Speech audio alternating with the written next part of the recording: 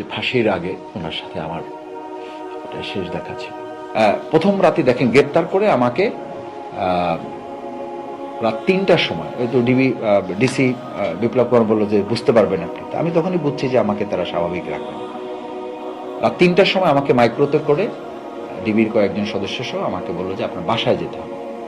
তা আমি বাসায় যাচ্ছিলাম না, যে আমার ওয়াইফ তখন ৭-৮ মাসের প্রেগনেন্ট। আমার মা বৃদ্ধা, আমার বাবা বৃদ্ধা, দুজনেই বাসায়, একটা বাচ্চা তখন আমার আছে। আমি খুব শক্ত থাকার চেষ্টা করলাম, যারা যত কিছুই করুক আমি কোনোভাবেই আমার বাসায় আমি নিয়ে যাব না। আমি যত শক্ত থাকি তারা তত আমাকে নির্যাতন করে। এক পর্যায়ে তারা আমাকে একটা বিল্ডিংয়ে নিয়ে গেল।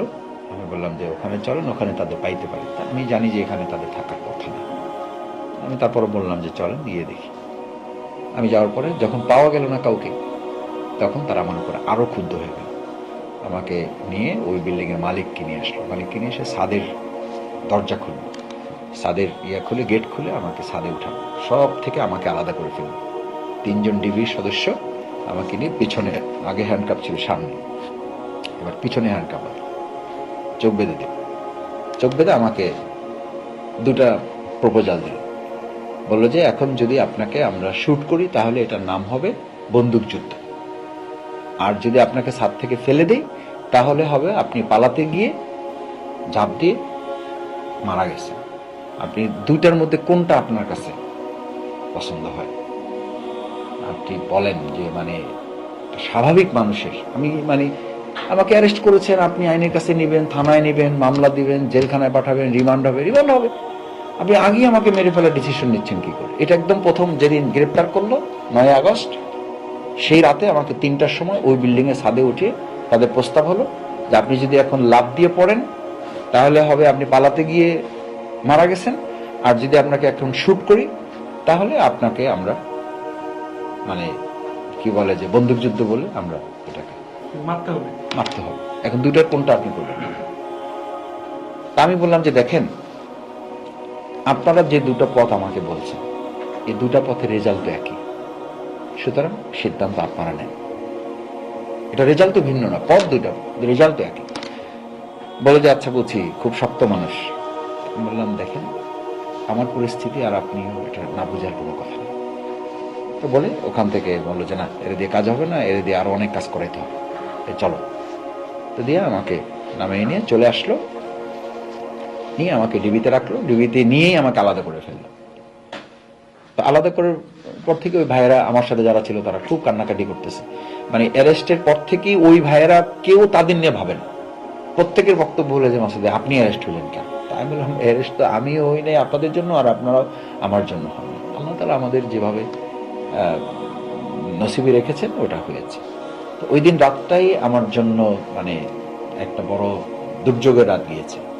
রাতে নেওয়ার পর থেকেই তারা আমাকে অব্যাহত অত্যাচার করতে থাকলো, মানসিক শারীরিক, ঘুমোতে দিল না। 5 মিনিট পর পর একজন যায়, গিয়ে জিজ্ঞেস করে আপনার বাপের নাম কি, গ্রামের বাড়ি কোথায়? আমি বললাম ভাই দুটো লেখা আছে আপনাদের।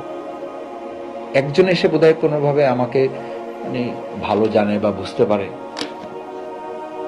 মাসুদ ভাই এটা আমাদের টর্চারের একটা স্টাইল, আমাদের ডিউটি দেওয়া আছে, আপনাকে 10 মিনিট পর পর এসে আপনাকে জিজ্ঞেস করবো, একই কথা আপনি বলবেন।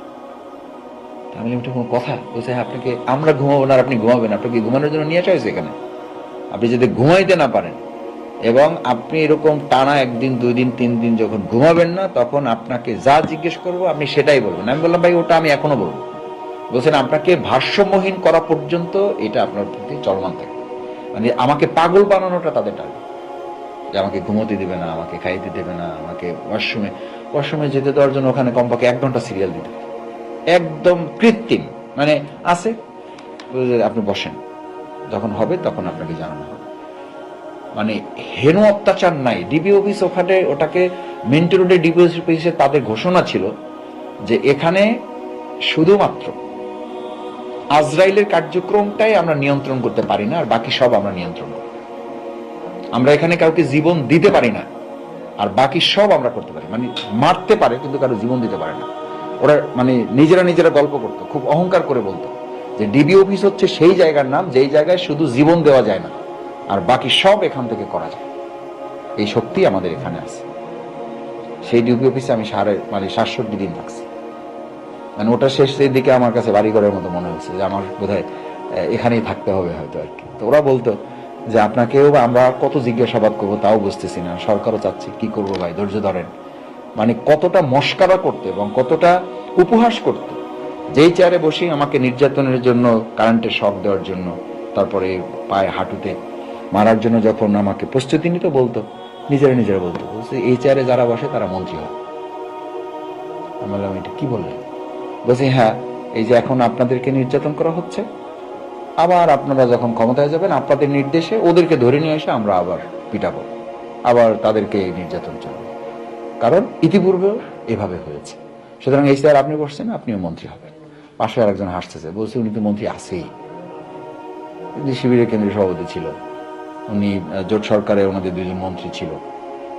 আমি মনে মনে ভাবতেছিলাম যে একটা দেশের প্রশাসন কতটা মানে দলবাজ হলে একটা মানে সাধারণ আসামিকে এই কথা বলতে পারে যে মানে একদিকে নির্যাতন চলবে আর একদিকে মন্ত্রিত্বের সে মানে বয়ান শোনাইতেছে, মানে প্রলোভন না, মানে এটা একটা তামাশা করা আর কি।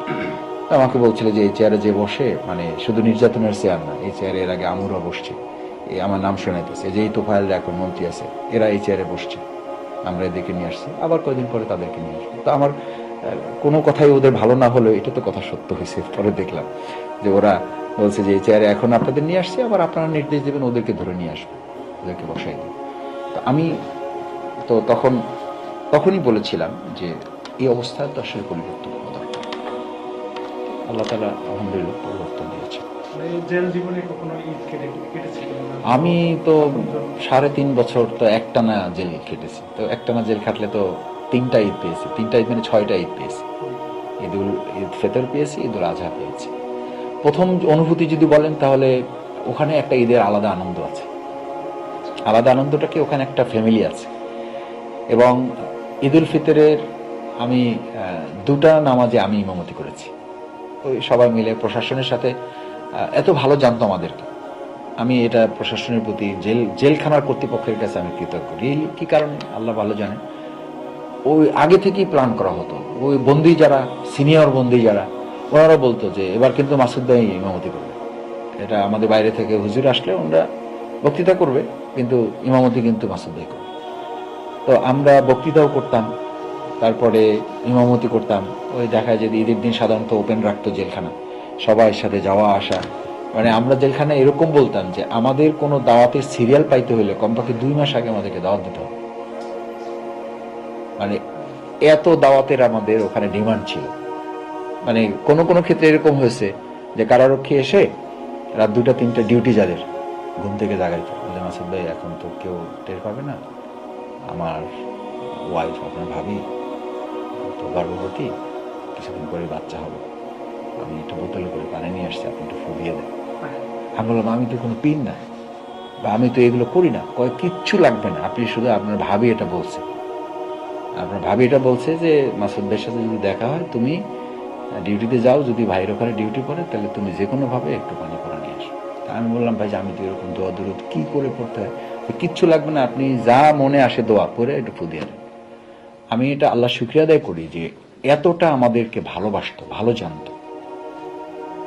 এবং আমাদেরকে বক্তৃতা বাইরে তখন করতে দেওয়া হয় না, আর আমরা তখন ওখানে 200-250 লোক নিয়ে ওখানে আমরা বক্তৃতা করছি, ইসলামের কথা বলছি। কারারক্ষীরা বলতো যে মাসুদ ভাই চালাই যান, আমরা দেখতেছি, কোনো অসুবিধা নেই, এখানে তো কেউ কিছু করতে পারবে না। এখানে একটা নিয়মই আছে যে মানে দেখাবো আলোর পর রাখিব নিরাপদ, স্লোগান আছে।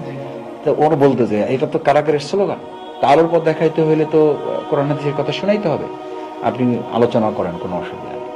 আলহামদুলিল্লাহ আমরা তো ঘন্টার পর ঘন্টা ওখানে আলোচনা করেছি। অন্য সাধারণ বন্দীরা কারারক্ষীদের অনুমতি নিয়ে এটা বলতে আপত্তি নাই, মানে ঘুষ দিয়া, যেমন 100 টাকা 200 টাকা দিলে ওই এক সেল থেকে আর এক সেলে যেতে দিত। 100-200 টাকা খরচ করে জেলখানার মতো জায়গায় আমাদের ওই ওয়ার্ডে এসে আমাদের প্রোগ্রামে অ্যাটেন্ড করতাম। আমরা সাধারণত জোহরের পরে আলোচনা করতাম, বা আসরের পরে আলোচনা। আসরের পরে অনেক সময় করা যেত না, কারণ লক আপ হয়ে যেত। জোহরের পরে সাধারণত আমাদের আলোচনাগুলো হতো, আমরা অনেক সময় একসাথে খাওয়া দাওয়া করতাম। এই জন্য আমার 6টা ঈদ তো আমি একদম টানা করেছি। একটা ঈদে আমি আমাদের মাওলানা মতিউর রহমান নিজামী ভাইকে পেয়েছি। উনি ওইটাতে ইমামতি করেছিলেন। তো ওনার সাথে যখন আমার প্রথমবার দেখা, অর্থাৎ আমি ঢুকেছি, তখন আমি হাঁটতে পারি না, তখন আমি হুইল চেয়ারে চলি। আমার দুই পায়ে আমি ফেলতে পারতাম না, প্রায় 6.5 মাসের মতো। তো হুইল চেয়ারে করে আমি ওনার ওখানে গেলাম, দেখা হলো, উনি আমাকে জড়িয়ে ধরলেন। আমার এখনো মনে আছে যে আমার উনি কপালে একটা চুমু খেলেন, খেয়ে বললেন যে আমি শুনেছি যে তোমার মাথায় ওরা আঘাত করছে। তো আমার মাথাটা উনি অনেকক্ষণ বুকের সাথে রাগিয়ে রাখলেন, আমার কানের কাছে বলতে থাকলেন যে তোমার শরীরে যাই হয়ে হোক, তুমি কি, তোমার মাথাটা কি ঠিক আছে? কাউকে কিছু না বললো, আমাকে বলো। তা আমি বললাম যে আপনি যাবো, আলহামদুলিল্লাহ আমার মাথায় একটু অসুবিধা হয়েছিল, এখন আল্লাহর রহমতে ভালো আছে। উনি কি মনে করলেন, মাথাটা এরকম অনেকবার মুছে আমাকে 2-3টা ফু দিলেন। বললেন যে আমাদের তো জীবনের শেষ সময়, আল্লাহ তাআলা তোমাদেরকে দিয়ে আন্দোলন চালাবে, অনেক ভালো, তোমরা সুস্থ থাকো, মন খারাপ করো না, আমরা শেষের পথে চলে আসছি। এবং উনি আমার কথা, আমার কাছে মনে হয়েছে আমি এখন আমার কষ্টের কথা বলে আসলে আমার চোখে পানি আসছে না। আমি আমিরে জামাতকে বললাম যে আমিরে জামাত, আপনাদেরকে দেশের জন্য আরো অনেক কিছু দিতে হবে, অনেক কিছু করার আছে। বললে মাসুদ, আমার মন বলে আমাদের সময় শেষ হয়ে আসছে, এখন তোমাদের পালা, তোমাদেরকে দেখতে হবে। এটা বলে উনি আদর করে দিলেন, দোয়া করে দিলেন, এরপর নামাজে ইমামতি করলেন। আমার কাছে মনে হয়েছে বাইরে অনেকেই দেখছে, আমার জীবনের ওটা শ্রেষ্ঠ।